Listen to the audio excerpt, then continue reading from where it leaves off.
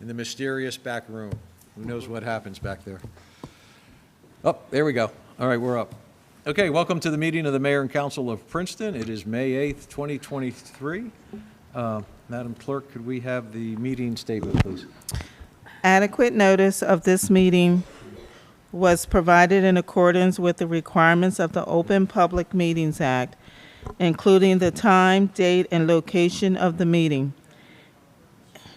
Thank you. In addition, the agenda and all related materials were posted electronically and made available to the public on Princeton's meeting portal in advance of the meeting.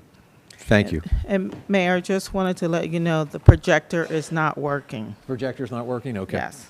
All right. Leighton, are you doing the land acknowledgement? Yes, sir. We gather today on the land of the Lenni Lenape. Is that microphone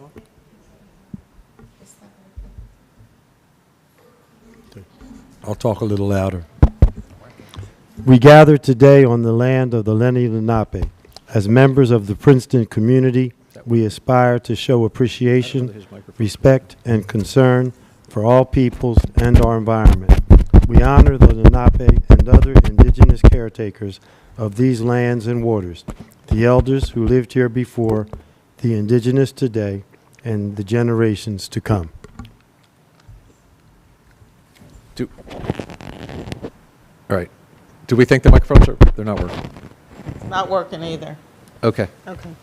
All right, so we will all talk louder until the microphones start working, and that really impacts people that are, and so far there's only one person that's online, because they can't hear if the microphones aren't working. So anyway, hopefully they magically start to work. Can we have roll call, please? Ms. Peron Lambrose? Here. Ms. Niedergang? Here. Mr. Cohen? Here. Ms. Sachs? Here. Ms. Fraga? Here. Mr. Newland? Here. Mayor Frida? Here. So we have two additions to the agenda tonight. There will be a second proclamation under Section 8. And under Section 9, public comments for items not on the agenda. There, we will be hearing a request from the Jewish Federation of Princeton Mercer Bucks. And those are the only additions that I'm aware of. All right, if you wish, could you please stand and we'll do the Pledge of Allegiance. I pledge allegiance to the flag of the United States of America and to the republic for which it stands, one nation, under God, indivisible, with liberty and justice for all. Okay, first up is we have two sets of minutes to approve, April 24th and May 2nd. Absolutely. All right, so we're going to do, David's going to move the April 24th minutes. Is there a second? Thank you, Leticia. Any questions or comments? Seeing none, all in favor, please say aye. Aye. Okay. All right, the okay, thanks. May 2nd, you got the abstention on. Okay.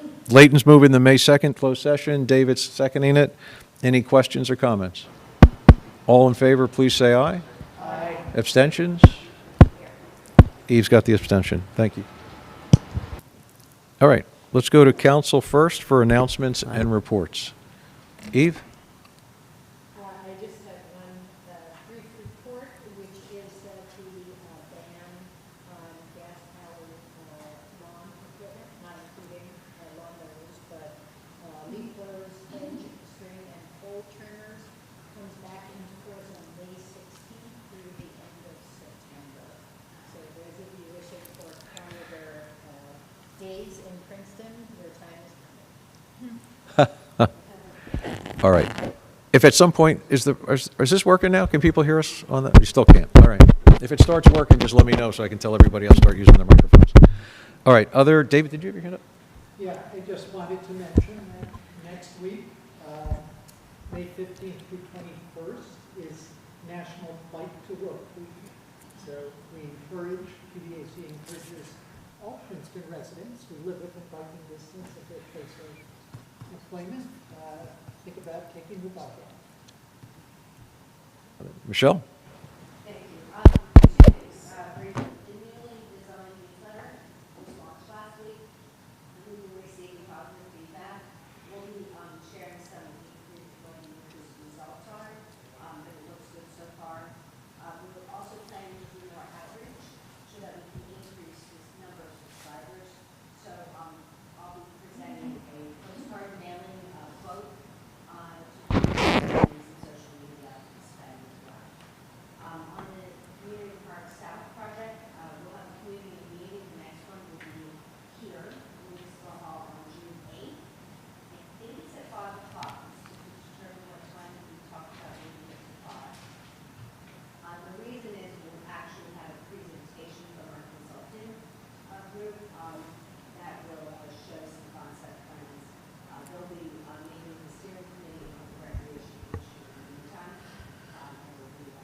I think it's at 4. Can you hear me? No, I think it's at 4 o'clock, that meeting. I know, but I think we talked about. Oh, you're moving it? Okay. The presentation and we're going to, people might not make it. Okay. That's a TBD time, but definitely June 8th, we want that. Okay. Thank you. Thank you. Other Mayor. council reports or announcements? I'm sorry. They can still speak in the mic because it's still being broadcast. Will it pick it up? Yes, and Okay. recording. My bad. So we're back to the That's mics. All right. Other council announcements or reports? All right. Seeing none. And do we have any staff announcements or reports at this point? Yes. The mic's working? It is. Okay. Want to give you an update on the construction of Witherspoon Phase 1. That is the construction project that's currently ongoing on Witherspoon Street. Earl Asphalt Company is planning to be done by May 23rd. They are completing the work around the corner of Witherspoon and Spring Street and will start the sidewalk and curbing adjacent to the Arts Council of Princeton this week. PSE&G will be removing the gas regulator at the corner of Spring and Witherspoon on Wednesday. This has been a major reason for the work not being completed in this area. Final paving is scheduled for the week of the 15th, which is next week, at night. Similarly, the New Jersey DOT improvements to the intersection of Nassau Street and Witherspoon Street are scheduled to be completed by May 23rd, but not in its final state. The bluestone pavers will not be delivered until June, and the powder coat black traffic signal poles will not be delivered until September. Final paving is also scheduled for the week of the 15th at night. PSE&G will be completing the first phase of their gas system modernization program this week. A temporary regulator has been installed at the corner of Park Place and Van Deventer Avenue. The sidewalk restoration around that is scheduled for this Friday. This allows the old regulator to be removed, which is allowing Earl Asphalt to finish that corner of Spring and Witherspoon. And following up with the end of the Witherspoon Phase 1 work, we are going to be starting Witherspoon Phase 2 construction as on or about May 30th. So on Wednesday this week, on May 10th at 7 p.m., we will be hosting a neighborhood pre-construction meeting here in this room. Princeton's contractor and our construction managers will be providing information on how the project, which runs from Lee Avenue to Green Street, will be constructed. Also, coming up this week on Saturday, May 13th at 3 p.m., there will be an unveiling of a bronze plaque created to honor the late Helmut Schwab. Mr. Schwab was the Princeton citizen most responsible for the existence of a pedestrian bridge over the Stony Brook between Rosedale and U.S. Route 206, which was a central link in Princeton's bike and pedestrian system. Mr. Schwab was a longtime board member of Friends of Princeton Open Space, an ardent conservationist, and helped fund the creation of the Stony Brook Trail between Greenway Meadows and the footbridge.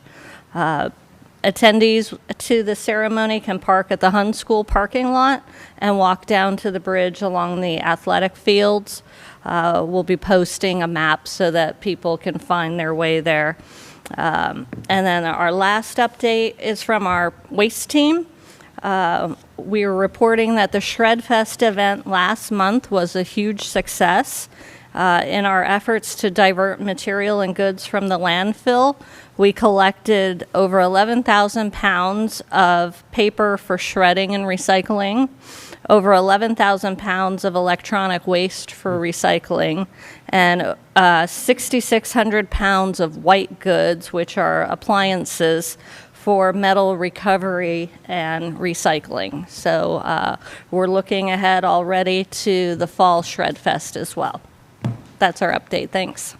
And I got my rain barrels at that event, and I got them up in time for all that rain. So they're both full, and now I'm just waiting for it to stop raining so I could actually use the water in my rain barrels.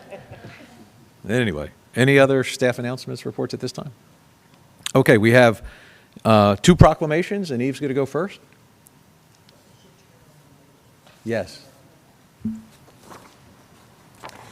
I have a proclamation in honor of Older Americans Month, which is May. Whereas Princeton includes a growing number of older Americans who contribute their time, wisdom, and experience to our community, and whereas communities benefit when people of all ages, abilities, and backgrounds have the opportunity to participate and live independently, and whereas Princeton recognizes the need to create a community that offers the services and support older adults may need to make choices about how they age, and whereas the municipality of Princeton has worked cooperatively with the Princeton Senior Resource Center, a community nonprofit organization whose mission is to help older adults thrive, to provide vital human connections, dynamic lifelong learning, compassionate social services, and meaningful volunteer opportunities for older adults in our community. And whereas Princeton Senior Resource Center envisions a world where older adults embrace aging and are valued for their wisdom, experience, and talent in the community. And whereas Princeton can work to build an even better community for our older residents by not limiting our thinking about aging, exploring and combating stereotypes, emphasizing the many positive aspects of aging, inspiring older adults to push past traditional boundaries, and embracing our community's diversity. Now, therefore, I, Mark Frieda, or in his stead, Eve Niedergang, Mayor and Council of Princeton, of the Municipality of Princeton, County of Mercer, State of New York, do hereby proclaim May 2023 to be Older Americans Month. We urge every resident to celebrate our older citizens, help to create an inclusive society, and accept the challenge of flexible thinking around aging. Giving under the mayor's hand and seal this day of 8th May 2023. And Drew Dyson from the Princeton Senior Resource Center is going to come say a few words, and I'm going to deliver the official proclamation to him. All right, thank you once again, Mayor Frieda, Councilwoman Niedergang, and the entire council for your continued support. This important proclamation not only affirms the support of the council and the municipality of Princeton to offer supportive services and programs for the older adults in our community, but also is a clear statement of our value of the wisdom, experience, and value that our older adults bring to the community. So I'm grateful for your continued support, not only for the work that we do together, but most importantly for the older adult residents of Princeton. And on their behalf, I simply say thank you. Thank you, Drew.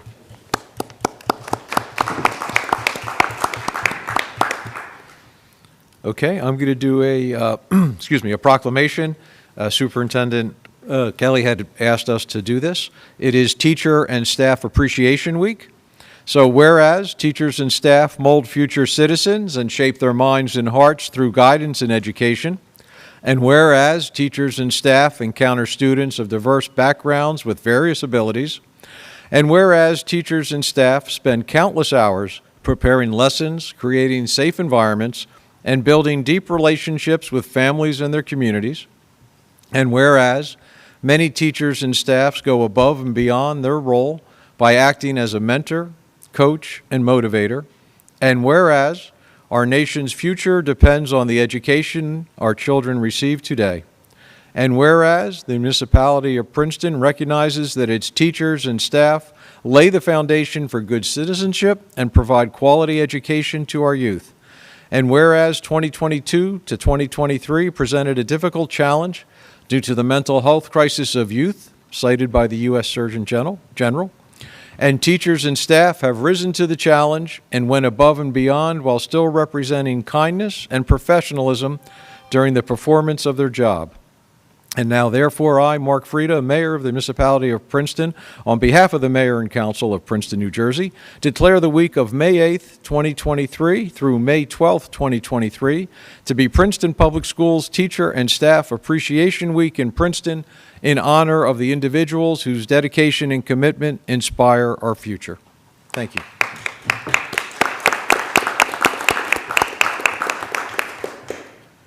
Okay, next up would be public comments for items not on the agenda, and I alluded that we had a request from the Jewish Federation of Princeton Mercer Bucks. And Mark, if you would introduce yourself, and it's all yours. Hi, my name is Mark Mercer. I'm the Executive Director of the Jewish Federation of Princeton Mercer Bucks. Before I get into my request,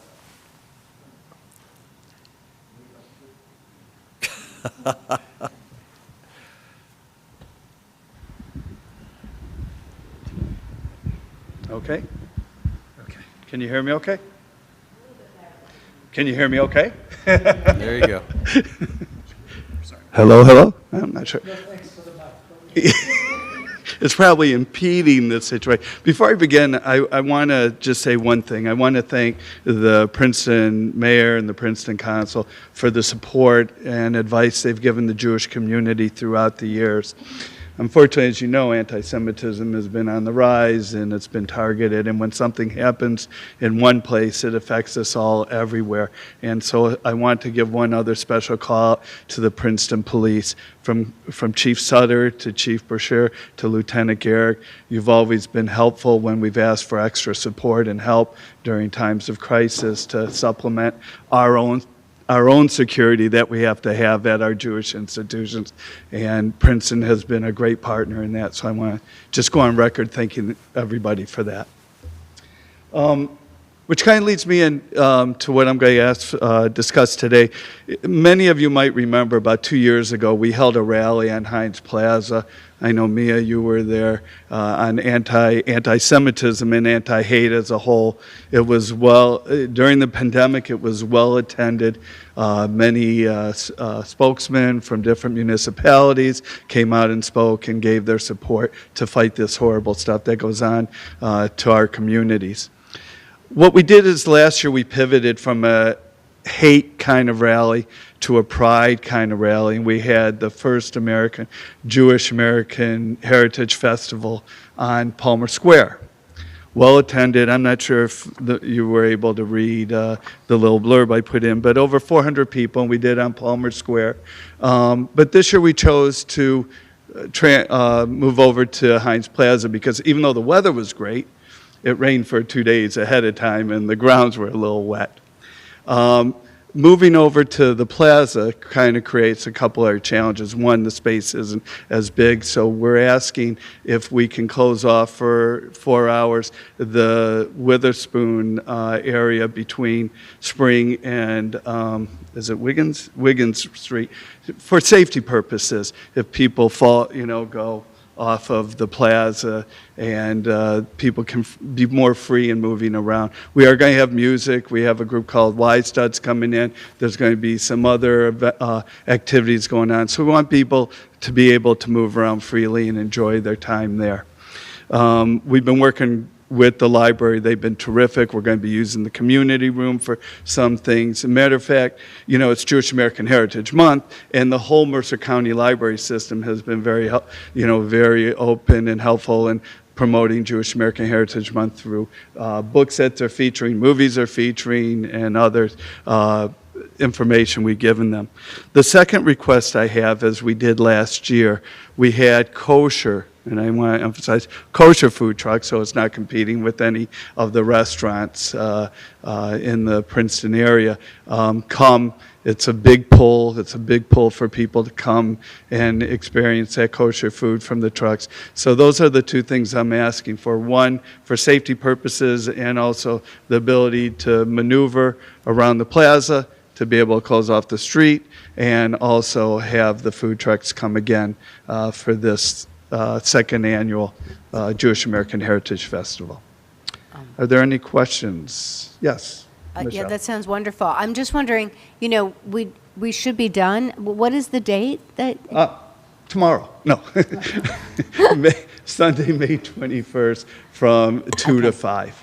I'm just wondering, if we could do it on the Witherspoon section between Nassau Street and Spring Street. I mean, the idea was that for special events, we would close it, so maybe that's a possibility. We haven't done it yet, but I'm just wondering, but I'm not sure if construction and everything will be cleared out by Yeah, then.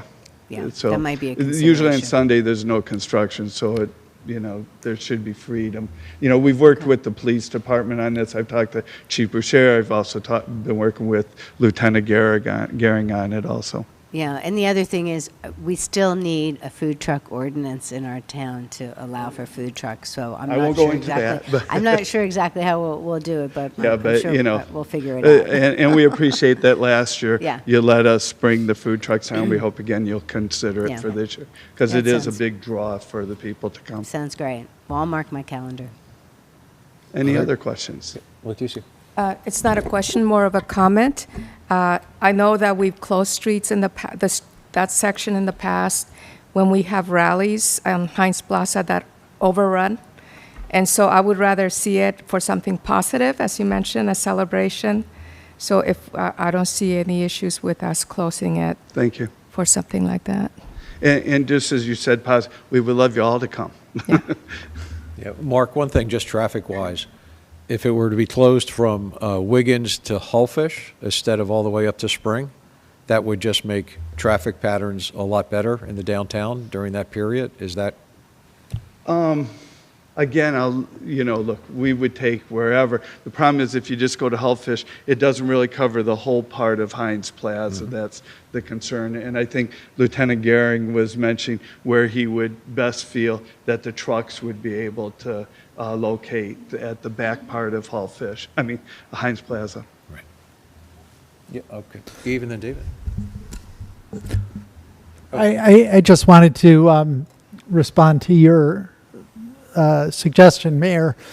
It does seem to me that, people coming down Witherspoon from Nassau will be able to make the right turn on Spring, so that won't create undue traffic problems. And people coming on Hullfish from Chambers will be able to loop around Palmer Square, and I assume the police will close off Yes. the last bit of Hullfish from Palmer Square East over to Witherspoon as well. So I'm guessing that'll keep traffic moving fairly cleanly. And just one thing to add, unfortunately, the police will use Blue Shield to have extra security and traffic control. And unfortunately, as I kind of alluded before, and Mayor Frieda knows, I will also have extra security from our private security for control and everything. They won't be able to carry guns, but they'll be there. And just like last year, they supplement the work that the police are doing, and we put them in touch, and they talk about it beforehand. Yeah, thank you. I don't think we've met before, so good to meet you. I appreciate you doing this. I appreciate the extra security, I hope that it's not necessary. Yeah. I think it's wise. And I'm sure that you've already dotted this I and process T, but from our infrastructure operations staff, Deanna and Jim, any concerns about the state of the construction? Or I don't want to go ahead and say yes to this if it's not feasible, so I'm putting you on the spot, but. Yeah, this is the first we're hearing of this. I'm going to assume that the remaining part of the construction, since there are only a couple days left, will be down by the Arts Council, and that all of the work will be completed. I'm just concerned about the portion of the sidewalk from Heinz Plaza up to Spring that has not been constructed, and whether or not that will be completed by that time. As we get closer to it, of course, we'll work closely with Lieutenant Gehring and Mike Strobel and the police to set it up properly. Okay. Yeah, that's great. Thank you. And one thing I would just say that I would think most of the traffic would be above that towards, Spring Street, not towards, the back part of Wiggins. Oh, okay. So, Yeah, we're worried about safety and circulation. because if you are pulling traffic off of Witherspoon, or off of Nassau Street, you know, the only way that they're going to be able to go is down Spring. They won't be able to reach Palmer Square with this closure. And then if you're in Palmer Square, your only outlet will be Whole Fish back to Chambers down to Paul Robeson. So it is a little bit more challenging from the traffic side if we can't keep access at Whole Fish. But, you know, that's up to council to make that decision. In terms of other issues, from a safety standpoint, If it's a construction zone, that's what right, yeah, just if it's still under construction in any of those pieces, because our contractor's still going to be doing active construction until May 23rd, when they finish up. Sunday is not a day. No, correct. There just may be portions that are left uncompleted, but will be barricaded to the best extent possible. Maybe with two suggestions. One is maybe we need to have better communicate, you know, and the police are starting to approve something and there's construction, or we need to have better internal communication about this. And I'm glad I brought it up, but I'm disturbed that you're blindsided that you haven't heard about it yet. And the other thing is we can keep it kind of fluid and see where we are in terms of what part of the road we close off, depending on Yeah. what the And I'll make a correction. We were aware of it. We were just not aware that police had already said, oh, that's fine. No, That's they where were we le- were at. Just to correct that, they knew it had to be approved. They just said, we will make it work how you. Okay. And so typically, I don't know, how does this work? Will my DPW crews come in ahead of time and close the road, or does police normally handle that? The police and the Police. police work it out with DPW. Okay. So they can handle that. I would suggest, if we're going to approve this, that we let the traffic pattern be determined by engineering and police, and let them make that final decision as to whether it's Spring or Whole Fish and exactly how that all works, because there are security things that you do have to keep in mind also. So anyway, I don't want to get into too much detail on the security. Yeah, but I think we could let the police and them work that out. So we have to determine that, and then we have to come back to the kosher food trucks also. Hey, let me just, Leighton, I think, had his Go hand up, ahead, and Leighton. Michelle will get back to you. Thanks, Mayor. Yeah, Deanne, I just have a quick question. I know that HPC is taking a secondary look at what has, I guess, determined to be kind of difficult with the sidewalk pattern directly in front of the Arts Council. Is this going to have any impact on the ability to change that pattern, or what the subcommittee might be doing? No. Not this. No. Our end of work schedule will, though. Okay, thank you. All right. Michelle? So whatever engineering and police decide on this, I would approve either of those options, but I just wanted to throw out, and I was not being facetious, I mean, the other option could be Witherspoon Street between Nassau and Spring Street. The whole idea of spending the money and doing the wide sidewalks and the way that we paved it was in anticipation of having events there. So depending on the size of your event, it may or may not make sense, but I just throw it out there. The challenge, I think, if you do that block is we're going to have music, and there's going to have to be a stage set up. And, you know, right now, as we've done before, we do it right against the building. And, Right. you know, it's it's with sound system and everything. So unfortunately, if it was just a festival with food and different people doing stuff, that would be one thing, but not with entertainment. Okay, well, that's good that we anticipate that type of event there down the road, where we might want to be able to Yeah. have that electric hookup. So, okay. But anyway, I just wanted to mention it. All right, so just to help move this along, I just want to see, do we have a consensus on the closing of the street, and we'll let the police and engineering department work out that exact detail? No one's opposed to that? Okay, then I'm sorry? Then it's going to the food trucks next.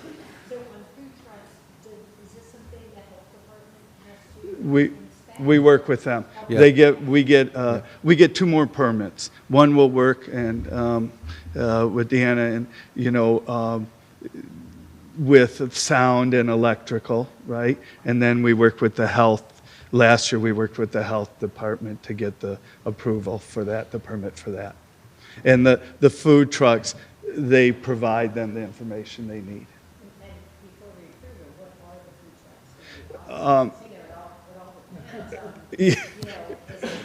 It's the same ones we had last year. I can't remember the names of them. It's my committee, but they were very popular. One was a deli and one was more Israeli food. Okay, thanks. Any other questions or comments on the kosher food truck request? Okay, so we're good on the food trucks? Okay, Mark, I'll make sure we get back to you on the Yep, we'll work traffic. with- I'll give you a call. Closing street. And we'll discuss further. And should I go, so the food trucks are okay? I can go to the health department? Thank you very much. And again, as I said at the beginning, thank you for all the support and help and assistance, and more so guidance too. We appreciate it. Thanks, Mark. We hope to be good partners. We know you are. Thank you care. very much. Thank you. Okay, next up was correspondence, mental health awareness, Trinity Counseling Service. They just want to put ribbons out for the mental health. So they just coming to get permission to do that. All right, so the detail is hang green ribbons on lamppost on Palmer Square side of Nassau Street. May 10th, hang the ribbons. May 16th, remove promptly at the end of the business day. Yes. Right, and the green ribbons are the color of mental health. That's why it's the green ribbons. All right. All right. No, apparently not. So are there any concerns or questions on us letting Trinity do green ribbons on the area of Palmer Square on Nassau? No concerns, but just as with the Jewish American Festival and with this, that we put it in a newsletter so our residents know what's going on. Okay. Good idea. We can add it to the calendar. Okay, so we're good on the green ribbons, and we'll let Trinity Counseling Service know that. Great. Okay, now we're moving on. We have a work session, and we have 2 items in the work session. First up is the capital budget, and our CFO is here to lead us through a very exciting conversation.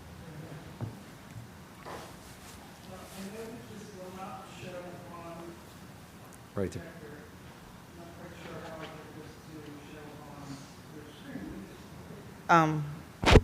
Adam can have the cameras on someone's computer, and it'll show on council.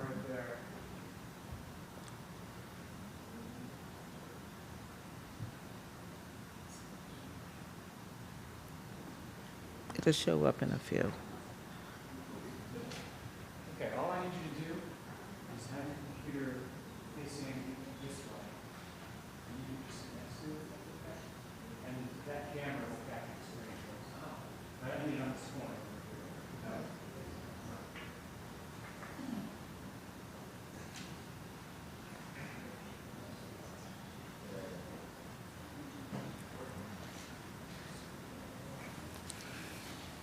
Technology is great, and when it doesn't work, you do kind of notice. Thanks, Adam.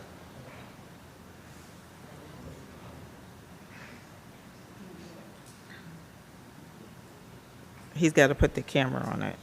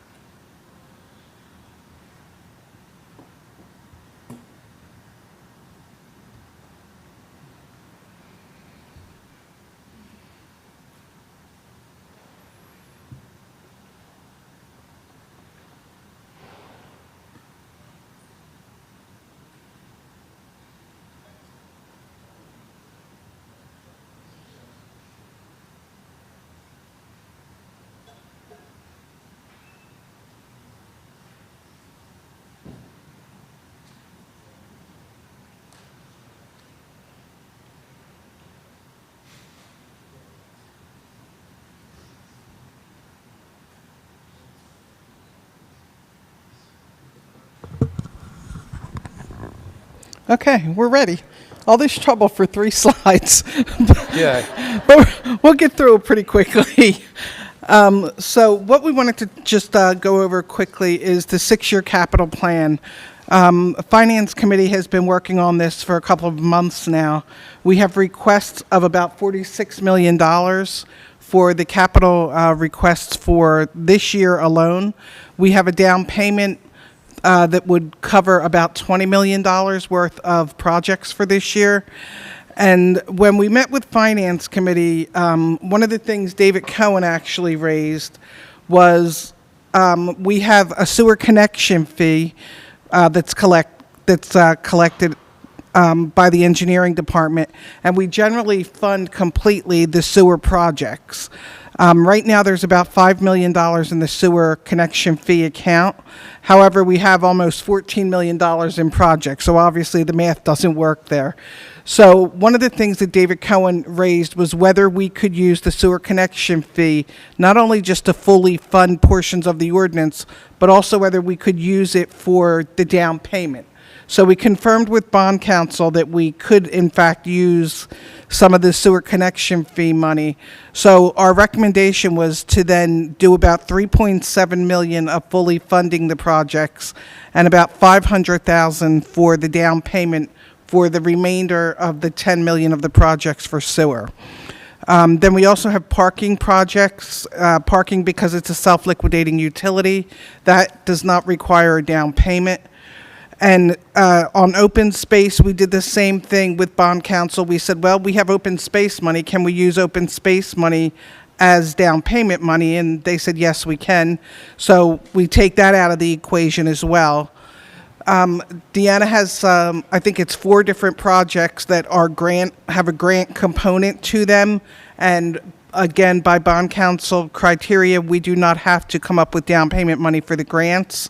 And lastly, we know that we do have some projects that are listed in the listing of projects for drainage of about $2.5 million that we're going to seek financing from the iBank, and they also do not require a down payment. So that brings the number way down from $46 million to about $18 million, of which we're going to need a down payment. So the budget appropriation that we increased this year, we increased it from 500 to $1 million. That will be sufficient to cover the down payment. So as it stands right now, we can move forward with the total project requests of $46 million. However, that being said, I don't think I would be doing my job if I didn't warn you that, eventually we're going to have to bond all this. And so $46 million is normally the size of a bond sale that I would do after accumulation of a couple of years worth of projects. So this is going to do some serious damage control, I think, or we're going to have to control it when we, when I actually go and issue bonds on just for this year alone. But we'll work through that with bond counsel, and our financial advisor, which we always do. We try to structure new debt service in terms of when another schedule is maturing and falls off of our schedule. So we'll figure it out as best as we can. But right now, we do have the ability to fund everything that is requested. But that being said, over the next couple of days, Bernie and I are meeting with the departments that are the major players here, one of which is engineering. And Deanna's lucky enough to have Public Works and sewer operating. They're all part of her department. So we're going to spend some quality time and look at, the projects for 2023 and make sure that, are these projects that are viable, that are actually going to come to fruition this year, and we're going to accomplish everything that's in the wish list that people have. I know Deanna's already mentioned there's a couple projects that she knows are on the list for 23, but aren't even going to be on her radar until next year. So we'll look to review the capital projects. Also, the other is we want to make sure that if there's already funding in place, a lot of the departments ask for the funding every year, not realizing that they still haven't spent the money from not only 22, but maybe even 21. So we're gonna meet with Deanna and then also the fire and OEM department. But at the end of the day, we're hoping to revise that list, bring that number down a little bit more, and hope for a bond ordinance introduction, if we can pull it together with bond council for the next council meeting on May 22nd, otherwise we'll go to June 12th, and then the public hearings will subsequently follow after that. So we will continue to review the list with the Finance Committee. We'll meet with them again before we have bond council actually prepare the ordinances. Okay. And the purpose of tonight is just to update us on where you're at in the process. And since it Correct. is a work session, we're not making any decisions. You guys have more work to do. The Finance Committee has more work to do, apparently, after you do more work with the department heads. And then this will all come back to the whole group, so we don't have sticker shock a few years down the road paying for all this work.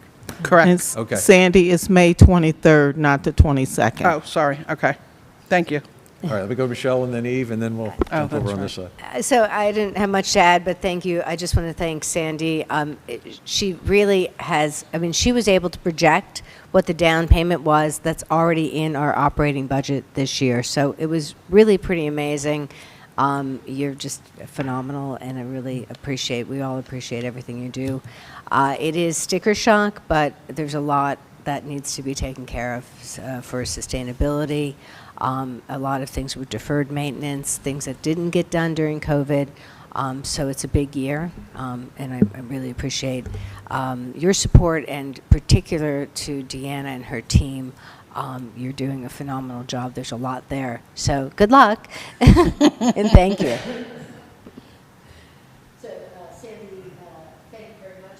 That's kind of amazing that we can have such a big appetite. So I have one question for you and one that is really directed to Deanna. So the question for you is, think about the implications of further on the agenda tonight. We're rejecting a bid for sewer construction, which came back 50 to 100% more. We have a very ambitious sewer plan. I guess I'm wondering, I don't know if it's possible to know, is that an anomaly, or are we looking at possibly our, projected sewer allocations of $10 million a year, $9 million a year over the next 10 years, maybe be it 50 to 100% more than that, or do you think this might be an anomaly? Yeah, I think that David and Andrew did a presentation at sometime last year, and they covered with the amount of projects that we need to do on the infrastructure, which is really old. We know that the rate's going to go up because the sewer rate covers the debt service for the sewer projects. And so, if I remember, they did lay that out, and I think it's in like the next maybe 5 to 10 years, the number will double, but then once all these major projects are done, then they can pull the rate back down again. Sorry, that wasn't what I was asking about. Further on the agenda, there's this mini system 35. The bids came in 50 to 100% higher than we had anticipated. So we're gonna, I guess, make the project smaller to go ahead. But I'm just wondering if this is like a symbol of things to come, and if we're allocating roughly $9 million a year for the sewer, but it ends up costing $15 to $20 million a year to do what we're planning on doing. Is that something we, can we afford that? Can we make, I don't know if this is a one-off. Yeah, I No, think I'm yeah, going to defer yeah. to Deanna on that. Yeah, so this is the first time we're using the technology that's specified for Mini System 35. It's chemical grouting, where in the past we have done actual excavation and replacement, or we've lined pipes. This is much more targeted work towards the individual joints or problem areas in the pipe. And so, according to our consultant, we're seeing that this is, it's an industry-wide increase in the use of this technology. And so it's, I think the contractors are taking a little bit of time to get used to it. And also to have the materials available that we are looking to use here. So that's also part of why we decided to scale back the project rather than wait for the capital budget to be completed and then put it out to bid, because it'll also give us an opportunity to test it out and see where we can make improvements in our bid specifications and our design process so that when we go to mini system 36 and the remainder of mini system 35, that we'll have worked through some of those, potential issues and could put the right information or more concise information into our bid specs to help contain the costs. No, not at all. Not at all. At least, in some respects, it's a way to say, okay, let's step back. Let's, really get a sense of how the technology works, how the industry responds, and then how can we rejigger in response to that. Yep. The question that I knew was for you, sorry. They were both Vienna questions, but thank you very much for this report and for all you're doing to make fine fiscal shape. The other thing, I guess, is there are two elements to this. One is the money, which Sandy report on the other staff time and ability. And I know you said that, Sandy said there are a couple of things that are going to push out of the budget, but I want to make sure that, we don't bite off more than we can chew. We have a lot, as Michelle said, we have a lot on your plate. And not that you're not handling it very capably, but just want to make sure you feel confident about going ahead on the projects. We do. Thank you. Thank you. Any other questions or comments for Sandy at this point? Okay, great. Thank you, Sandy. We will Thank you. get back to this in the dates you proposed. Okay, next up is our work session regarding a scalable food waste / organics drop-off program potentially funded by a federal grant.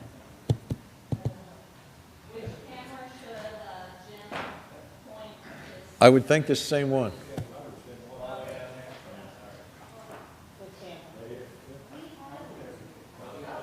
Okay. Right, but the public will. Only if they have the agenda. Right, well, that's why he's going to do the camera.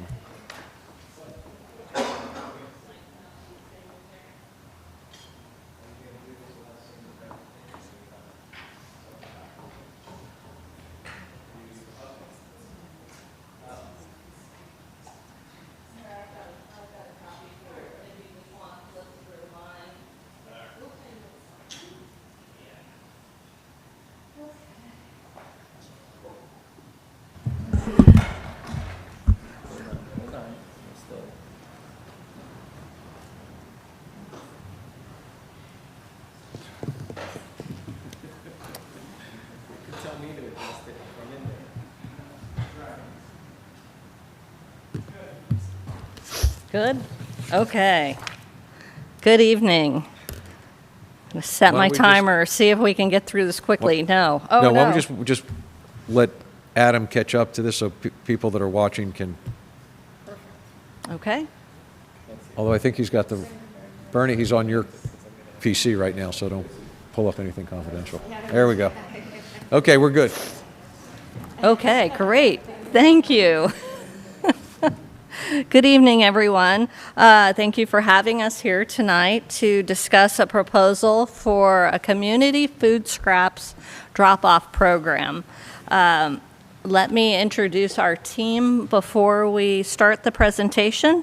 So our waste team consists of members of staff and our consultant, as well as a representative from the Environmental Commission, and Sustainable Princeton. So with us tonight, we have Melissa Camp, is a project engineer, or project manager in engineering, Jenny Ludmer with Sustainable Princeton, Christine Symington, director of Sustainable Princeton, and Ann Schuch with our Princeton Environmental Commission, and I hope I pronounced that correctly. I did not.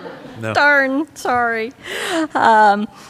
They will be covering the background of this food scraps recycling programs, the connection with the Climate Action Plan, prior attempts at collection in Princeton, and the lessons that we learned from that previous pilot, the options that we have investigated for food scrap recycling, and our new potential program. As a part of this presentation, we are hoping to get direction from council on two questions. First question is, does council support a drop-off program for food scrap recycling? And then second, if there is support, would you prefer that we wait until we get word on a federal grant that we are going to apply for in June, which means the program would not start until probably about February next year? Or would you like us to start a program, say, in September, which we could self-fund using our tonnage grant funds that we have, that we get annually? So those are the two questions that we're hoping for direction on. With that, I'm going to turn it, oh, I'm still on here. Okay, darn, sorry. Okay. So just for the background, there was a program, a pilot program to collect food waste and recycle it. It had various disposal points, and that actually became one of the failings of the program. But it did last from 2010 to 2019. We continued to investigate opportunities to restart a program, find other options. In 2021, we started working with DeFeo Associates on both the trash program as well as the organics recycling. And then we moved into establishing this multidiscipline waste team to help us investigate the process. So I think with that, Jim's moved us on to the next slide. So I'll turn it over to sustainable.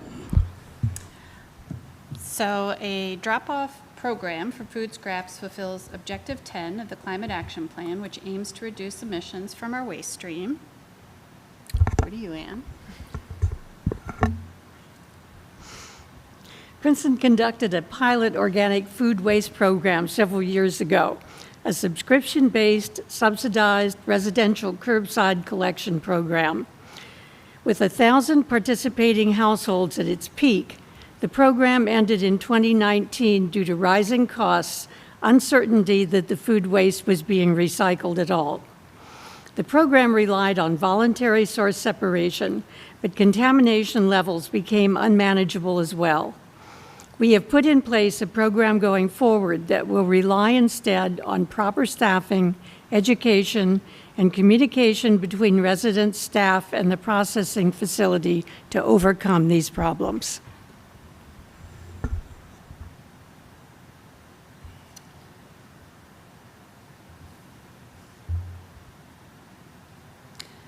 So to maximize the amount of food scraps that get recycled, we need to expand the options available to residents. A drop-off program is an important addition to the options listed on this slide that we encourage residents to employ if they can. But if they can't, a drop-off program will be a very good alternative.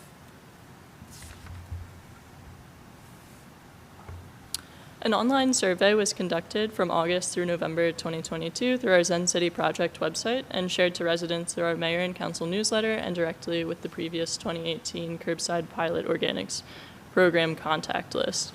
We received 1,292 responses, and the results show that residents are very interested in the return of an organics program in Princeton. In exploring the options for effective, environmentally sensitive food scraps collection, the team looked at a municipality-wide collection program as part of the new waste collection program. This proved to be financially unsustainable. Similarly, curbside collection for interested residents was also cost prohibitive and deemed inequitable.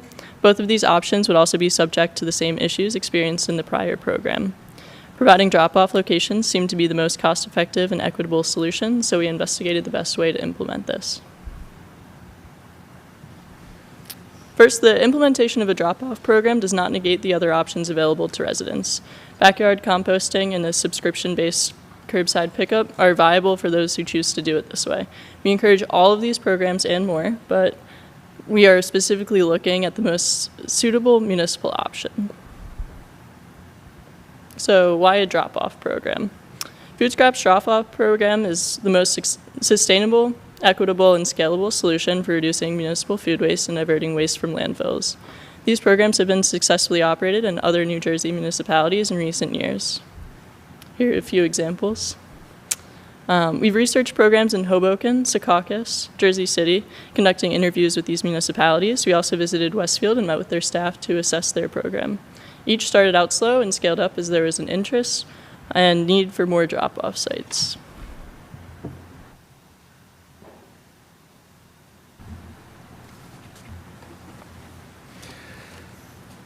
We're proposing to start slowly with 2 drop-off locations open to all residents, but limited to 100 households per site. Each site will house 2 64-gallon waste carts enclosed in a locked shed. Twice a week, these carts will be removed and replaced with empty ones. Our municipal DPW staff will transport the scraps to Trenton Renewables, where they are processed into energy and compost. The success of any program depends on the communications effort behind it. We will be reaching out to all residents in the community in a variety of ways prior to launch. Those who are interested will register and will be provided with detailed program information on the food scraps that will be accepted, the procedures they will have to follow, and they will be required to take a quiz. In this way, we hope to minimize contamination and maximize the proper use of our food scraps. While Trenton Renewables does accept compostable materials beyond food scraps, we will limit our program to food only until we have it up and running. We may decide to expand into other materials, mainly paper products such as pizza boxes, later on in the program. So we propose to start off with 2 sites, each housing 1 lockable shed containing the 2 carts. Staffing will include a DPW driver and laborer, and we will, of course, need to enter into an agreement with Trenton Renewables. They are willing and able to accept our food scraps and have the capacity for the amount that we're planning to send to them. Starting the program at 2 sites, we've allocated $5,000 for materials and supplies. Operating costs per month amount to about $3,600, and they're offset by savings from a reduction in tipping fees at Mercer County Improvement Authority for landfill waste. Extending the program out 2 years and anticipating a doubling of the number of sites, the cost is about $110,000, but 75% of that will be covered by the Community Food Waste Reduction Grant, assuming that we actually obtain it. The other 25%, it can be covered using our, what do we call it? Our recycling tonnage grant. We have a pretty aggressive timeline. If council approves, oh, this was Melissa's slide. If council approves of our applying for the grant, the timeline starts with this presentation. The grant is due on June 15th, and we will return in 2 weeks for a resolution of support authorizing our application. Grant awards are announced in August, and funds will be made available at the end of January. And now I'll turn it over to Melissa. Although the grant funds won't be available until January, we are proposing to institute the program in September. If successful in obtaining the grant, we would then use the funds to expand the program. The first 2 sites will be on municipal property, Monument Hall and here at the municipal building. Specifically, we would like to have one in the northwest corner of the Monument Hall parking lot and on the former bike share concrete pad adjacent to the EV charging stations here. We have investigated these sites throughout Princeton in order to locate them in proximity to the neighborhoods where they would serve. The first 2, of course, are more centrally located, but future ones could be located on other municipal properties, at public schools, Westminster Choir College, the PSRC facility on Port Farm Road, and we are in discussions with each of these. We've learned some of the proven management skills by speaking with other municipalities. The key is to anticipate the number of participants per site and manage the capacity as it fluctuates throughout the year. Using our own DPW staff allows us the flexibility to change the number of pickups as needed. For example, at peak times, we may need to do more, and in the winter, perhaps less. And the final two slides are just pointing out the environmental impact of all of this. When food waste goes to the landfill, as it does currently, organic materials decompose and generate methane, which, as you probably know, is an incredible potent greenhouse gas. And that's the situation we have now. We have our food waste going to the landfill. Using EPA's WARM tool and the assumption that Princeton would divert 2.4 tons of food waste each month from the two sites, that allows us to predict that Princeton's emissions would be reduced by 15.5 metric tons of carbon dioxide equivalent each year. Just keep in mind that those are the estimated emission reductions from two sites. So if the program expands and more sites are added, that number would change accordingly. That completes our presentation. Thank you. Yep, David. Thanks. Two questions. The Harrison Street Garage, I'm not sure, is that the DPW repair garage? Yes. Okay. And the other question, with the limit of 100 participants per site, I'm just, the poll that was answered, 75% of 1,200 people or 1,300 people said they wanted to participate. I realize curbside may not be quite as popular, but I'm optimistic that we'll have to scale up quickly. So I guess, the question is, how quickly can we scale up, add additional sites beyond the two? We have estimated, we have settled on 100 households per site based on an estimation of how much food scraps are generated. We've gone through a few iterations of figuring things out to the point where Ann's actually weighted the amount of food scraps that she's had and checked the volume of the food scraps, and we've used other tools to figure out that we're basing it on 6 pounds of food scraps a week per household. And 600 pounds is the capacity that we can handle in 2 waste carts in 1 week. However, if less food scraps are handled by us, we can then open up that site for more participants. If we find that we've got more, we're going to have to figure out either adding sites or adding pickup as we go along. The first couple of months of this is going to be a very big experiment. But we do know that, was it Hoboken that found that they immediately had to jump to 12 sites.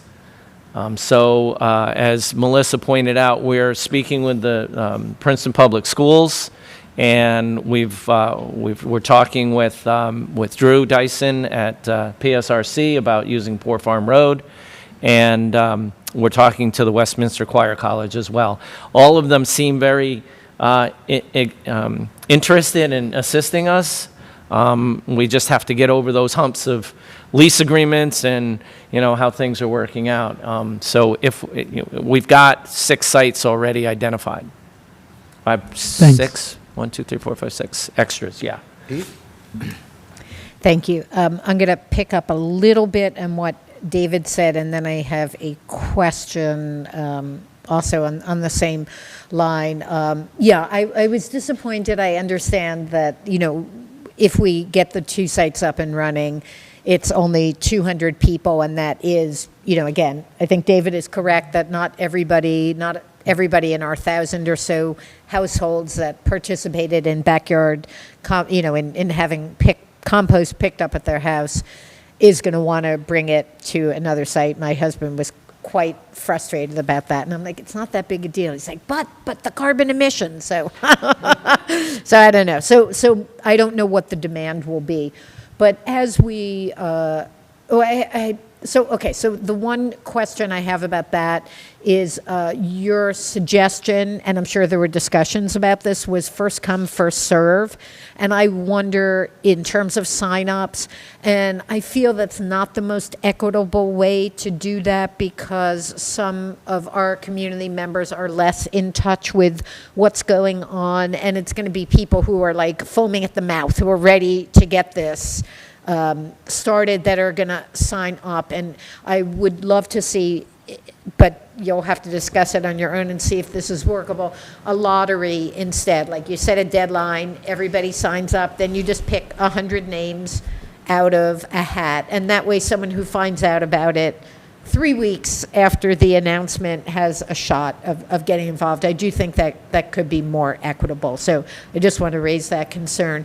The other issue is the grant funding would be for 2 years.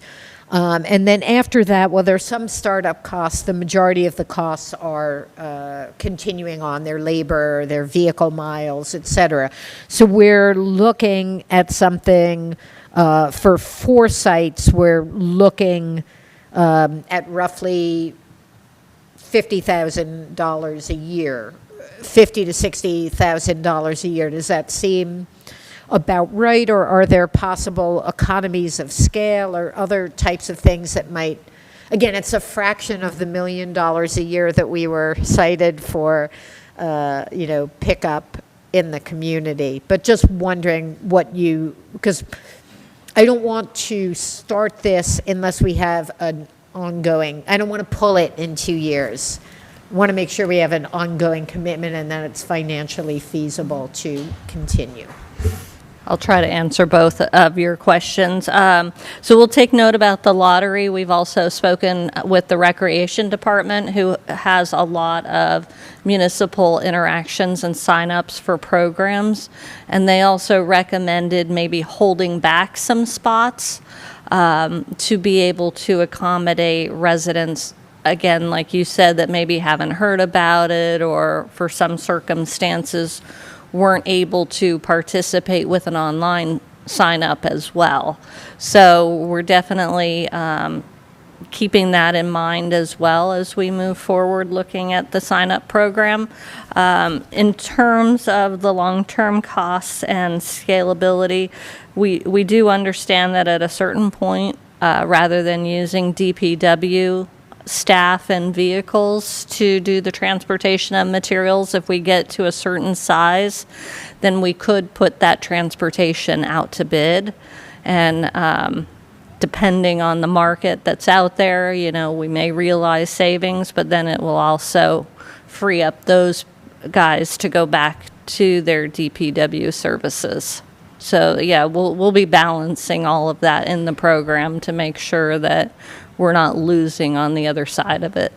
So looking forward, thank you for that. Looking forward, you do see it as something that could be sustainable going forward, that after the grant funding is over, we don't have to just, wipe our hands. And if I can just add a clarification, I guess, the personnel costs for this, we're incurring them anyway. We're just reallocating them from other duties to do this 6 hours a week. So, we put it in as a cost to the program, but those personnel are getting paid by Princeton doing something else anyway. Excellent point. Thank you. Yep, and the numbers, the quantity that we are diverting from the waste stream, that also affects the amount of the tonnage grant we get. So the more we divert, the more money we get back that we can then put back into the program to pay for it. Other questions or comments? All right, so let me ask this one. And sorry, but I'm going to ask about going in a totally different direction. But I love the idea. I love the idea of the grant, but does it make any sense to just subsidize the current micro haulers that are running around Princeton and say, we will give you X number of dollars for every resident you get into your program? They're already driving around. Is that an option that we talked about? I think that kind of goes back to an equity issue in our minds. Maybe some of you can add into that. You've been working through those pros and cons a little bit more. And maybe, I don't know if Trishka can weigh in about, can we subsidize 7,000 households for diverting some of their food waste? I don't know the answer off the top of my head. I can certainly look into it. Yeah, I don't think we're going to have 7,000 households just because we subsidize a micro hauler, but So the micro hauler option, I think, works well for single-family homes. If you're living in a multifamily development, it's not really convenient. You'd have to work with the landlord to allow them to have a place to put the food waste and for them to come pick up. So I think that's why we thought, this helps on an equity issue. It opens up this to people who are renters. right, I'm sorry, let me just, well, the micro hauler we use, you have your little 5-gallon bucket. So I would assume that whether I'm in a single-family resident or I'm in a building that's got 4 or 5, 20 apartments, I just take my bucket and put it out front that once a week or every other week that they pick it up. But look, I'm just trying to figure out what is the best use of money over hopefully a very long period of time. I'm sorry. No, I think it's a good question. No, I mean, I think it's a good question. I also think that we would not be serving as many people at such a low cost if we were to try and do that. The micro haulers are pricey, and they're not serving that many people in Princeton right now. So I think it would cost us a lot more to service the same number of people that we'd like to serve with the drop-off program.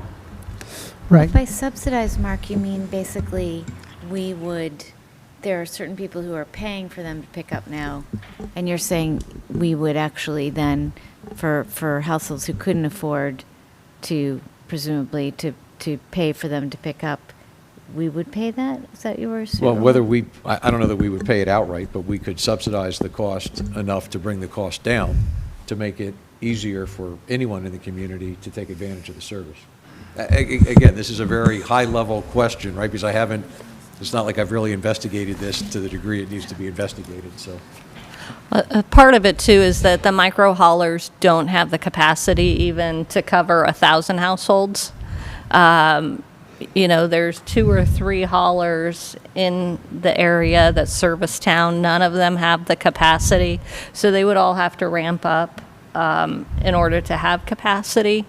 And then I think we would have to look at local public contract law. And we went back and forth of trying to develop a bid specification to separate the town out into sections, and can a hauler bid for one section or multiple sections, and how do you manage that program? And it's a lot more time intensive than operating these drop-off facilities. People that have the means can self-select and hire a micro hauler themselves. Again, we were looking to just try to find the most equitable solution that could easily be started up as we continue to investigate all the other options and see where the market goes. Wasn't this after we got that enormous bid back? That was the first pivot, was to look at the micro haulers to see if they could serve the whole community, some portion. And I remember just hearing, monthly reports like cuts, just it was so expensive. But, Yes. But I don't know, did you consider the idea of, just a subsidy to bring the cost down for the country? I don't know what it is. I forget. Like half of that or something, but I don't know, I don't know if that's It's feasible. The people we want to target are the people who can't afford it. We can do that. We can't subsidize some, not others. Oh, no, you'd have to subsidize everybody took advantage of the program. David.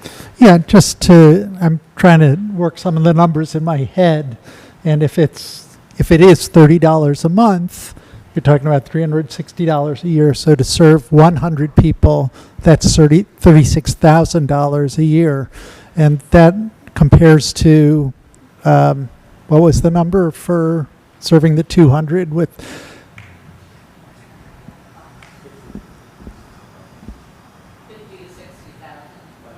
But that's with the startup costs, the general operating costs.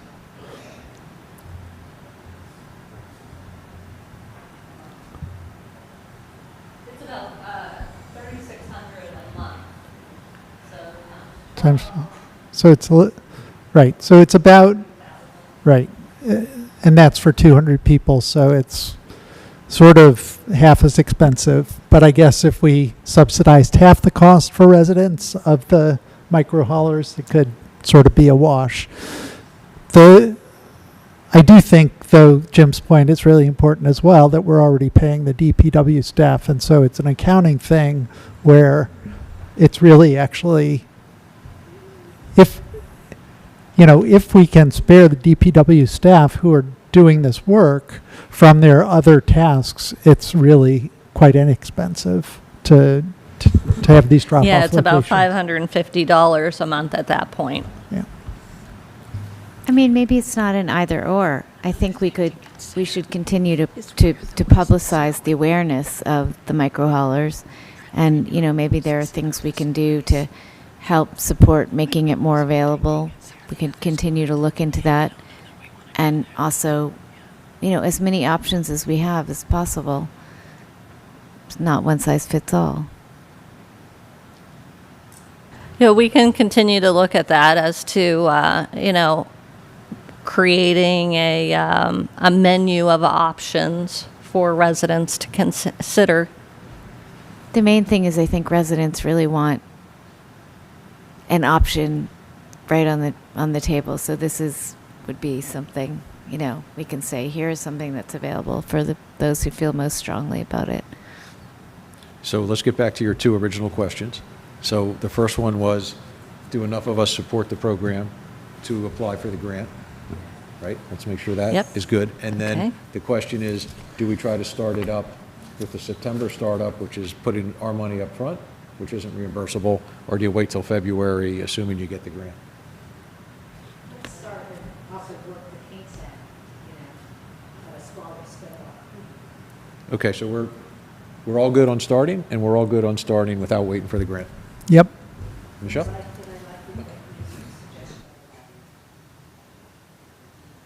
The what? The lottery idea, using the Oh. lottery instead of just waiting for just letting the people who notice it first. Mayors, is there maybe a way if you're in an area where your receptors are filled up, can you go somewhere else to another location?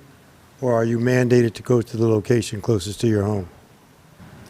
You'll be mandated to go to your location because you'll have that specific combination code, but we will be checking the locations all the time, every day, because they're at our facilities. Yeah, because people leave stuff outside. One more question. Under this configuration, how quickly will we approach the levels that we were when we were doing this before?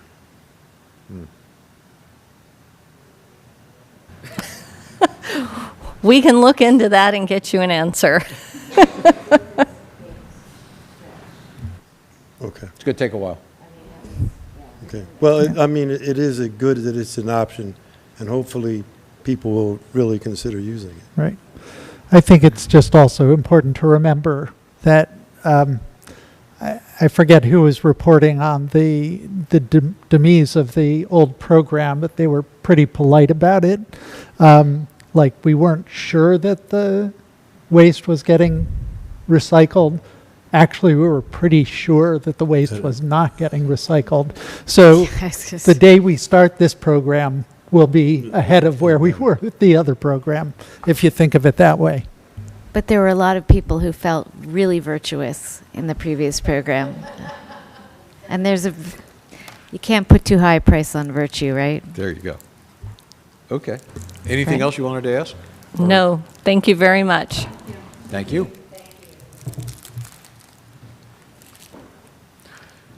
Okay, next up is an ordinance introduction, ordinance 2023-13. Ordinance by the municipality of Princeton regarding the leaf, branch, and log program, and amending Chapter 19 of the Code of the Township of Princeton, New Jersey, 1968. Public hearing, May 23rd, 2023. Would someone make a motion on that? Thank you, David. Mia's got the second. That's a roll call vote. Ms. Perron-Lambros? Yes. Ms. Niedergang? Yes. Mr. Cohen? Yes. Ms. Sachs? Yes. Ms. Fraga? Yes. Mr. Newland? Yes. Thank you. And just a reminder for everybody, we don't have discussion at an ordinance introduction because there's a public hearing coming up. And that way, to be fair to everyone, the real discussion should take place at the public hearing, just so people understand that. Mayor, can you also announce that the regular meeting that was scheduled for the 22nd is now going to be the 23rd? Yes, thank you. Okay, so the May 22nd meeting has been moved to May 23rd. So the Monday meeting has been moved to a Tuesday. And the Monday night, we are working to line up guest appearances by some of our favorite utilities in town, like AT&T, Verizon, and other people that we may moan and groan about at times. Is that accurate? That's accurate. That's accurate. As far as who we're inviting. Trying to line them up is very accurate. Yes. Okay, Can great, thank you. I had,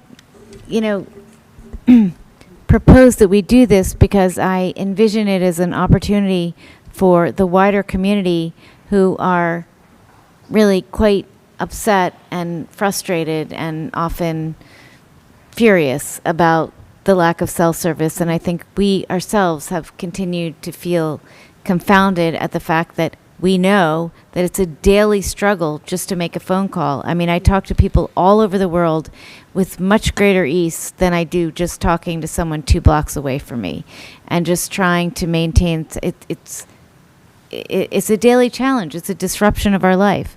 And whenever we talk to the various phone companies, they say that it's our imagination. So how I envisioned this was having the phone companies here and inviting the larger community to come here and to take as long as it's needed to give examples until finally the phone companies understand that there's a real problem here.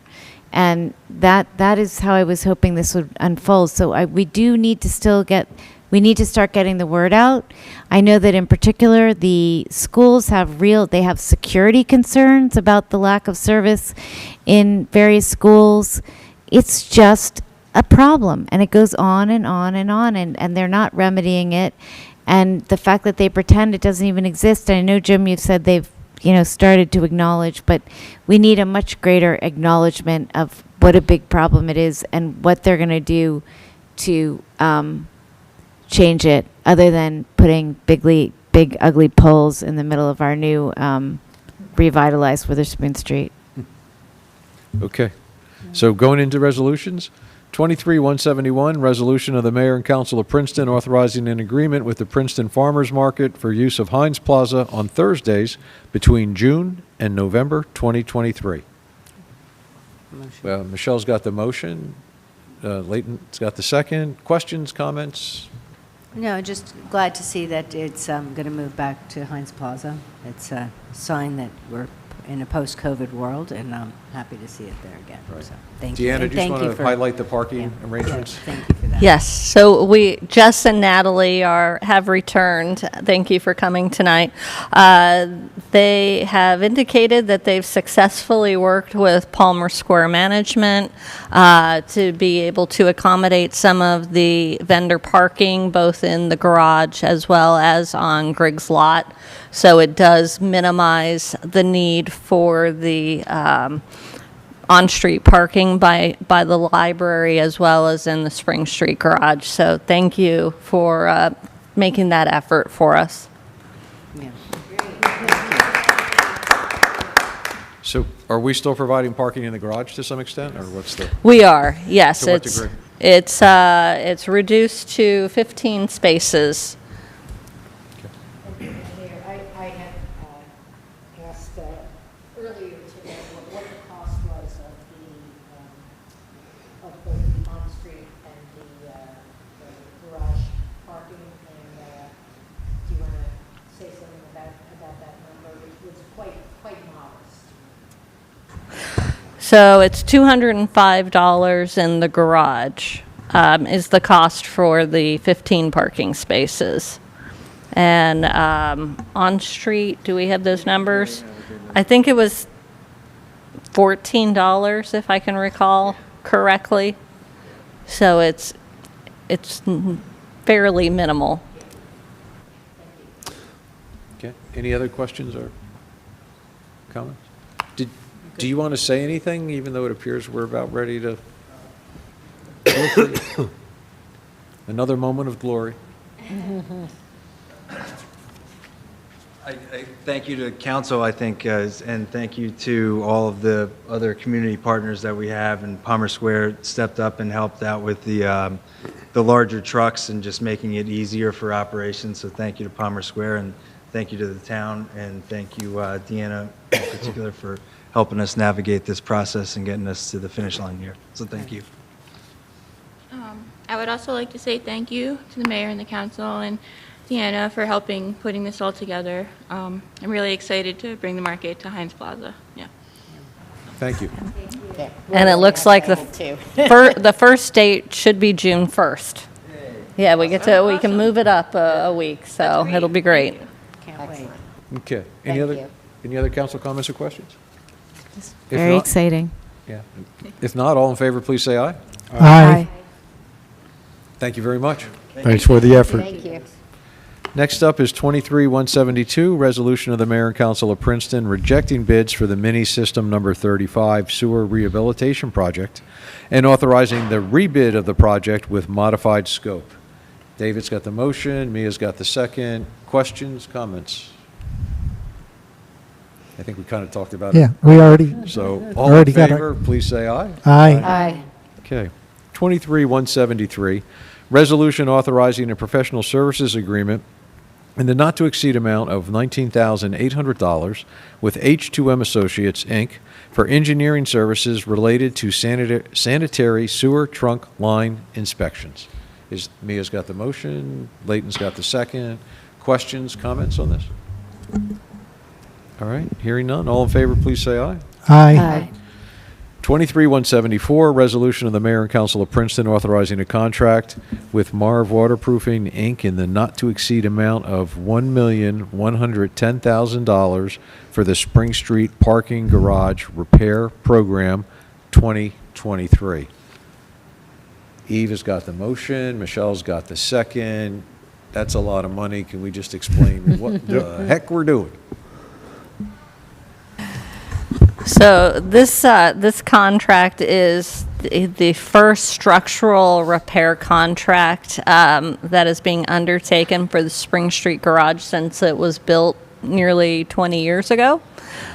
We have some exposed rebar. We've got a variety of issues with the concrete. It also includes sealing the concrete decks.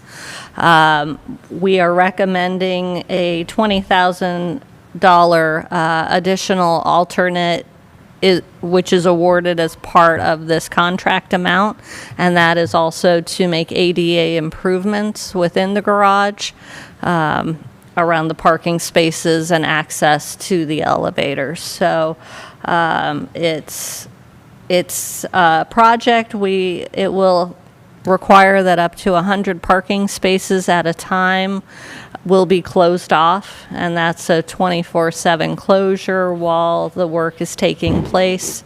They'll be working floor by floor to accommodate these repairs, and we initially looked at having this out to bid and underway last year, but with Witherspoon Street, that was not the right thing to do. So with the completion of Witherspoon Phase 1, again, we can move into this project and undertake these much-needed repairs. We've had varying claims over the years with issues, most recently of paint damage to vehicles for water that drips off of the concrete surfaces if a vehicle is parked there for like weeks at a time. So it's much needed work. Okay. Any, Eve? Is any of this work include any type of resiliency? Like Spring Street, it is on a spring and there is flooding, but this does not just, not intended to do that. No, Okay, unfortunately, thank you. no. Okay. There's always hope. Yeah, I know there's never a good time to lose 100 spaces in the garage. I think the summer is probably the best time, certainly better than the holidays. what was the time frame that you think it's going to take till it's done? I can't find it now, but. I think we are looking to be finished before the holiday season. I think it's November. Yeah, okay, yeah, that's what it says. Okay, and then, like I said, I don't think there's a good time. I know that, Griggs lot will eventually there'll be construction zone there, so yeah, I think it's the best of, making the best that we can of it, so appreciate it. David? Yeah, I just had a question. I think it's sort of related to eaves. It's interesting that this is a waterproofing company. Are they just the lead because there's a lot of waterproofing and somebody else is a sub who's doing the structural, or is their name misleading and they really are a general contractor? They are a general contractor. They do it all. Thanks. Any other questions or comments on this? All right, seeing none, all in favor, please say aye. Aye. 23-175, resolution of the Mayor and Council of Princeton awarding contract to Liquidity Services Operations, LLC, doing business as GovDeals under National Cooperative Agreement for sale of surplus property no longer needed for public use. Thank you, David. Layton's got the second. Any questions or comments? All in favor, please say aye. Aye. 23-176, resolution of the Mayor and Council of Princeton authorizing the municipal auction of certain surplus property no longer needed for public use by Princeton, utilizing the services of GovDeals. Is there a Mia, thanks you. Mia, thank you. Who's got the second? Somebody? Thank you, David. Questions or comments? All right, seeing none, all in favor, please say aye. Aye. 23-177, resolution of the Mayor and Council of Princeton awarding professional services agreement to Clark Caton Heinz for continuation of services in furtherance of master plan and master plan reexamination report. David's got the motion, Layton's got the second, and who's telling us about this? David? Well, I'll just comment. It's like several other similar motions we've had in the past. It's just the contract can't go past a year without being renewed. It's not a change in the contract amount. Yeah, it doesn't involve any additional financial outlay at present. Is Justin still here? Yeah. And we're hoping that we won't have to, but we're hoping to wrap up with the existing amount. Justin, since you're here, did you have any great comment that you wanted to make that we have not yet let you do so? Not necessarily, and I'm losing my voice, so I'll keep it brief. But it's exactly what Councilman Cohen said. Okay. All right, any other questions or comments? Seeing none, all in favor, please say aye. Aye. 23-178, resolution of the Mayor and Council of Princeton authorizing the modification of a sanitary sewer easement on Block 8801, Lot 11, 601 Lake Drive. Is there a motion? Thank you, David. Is there a second? Mia's got the second. Questions or comments? What are we doing here? I didn't read this one, sorry. So we have an existing sanitary sewer easement on 601 Lake Drive. The property recently changed hands, and we found that a portion of the existing home was already slightly located on the easement. And so we are proposing to modify the easement to remove the building outside of that easement envelope. It still allows us, we still will be able to get access in and be able to do maintenance on the pipe and manholes in the area if we need to, even though it's not centered in the easement anymore. So that's it. Thank you. David? Yeah, I just had a little trouble reading the plan. It looked like there was a stair going into the easement, that was like a stair down from a deck. Is that the thing Correct. that was encroaching? Okay. Yes. And it was also not entirely clear. I believe that the new owner has some plans to make modifications to the house. Were the changes to the easement also to facilitate his proposed, or the owner's proposed changes, or are the proposed changes going elsewhere? No, that was all incorporated in this change of the easement area. Okay, so the structure that was shown on that little survey was the proposed structure, basically? Yes. Okay. Yeah, it's more of, I think, a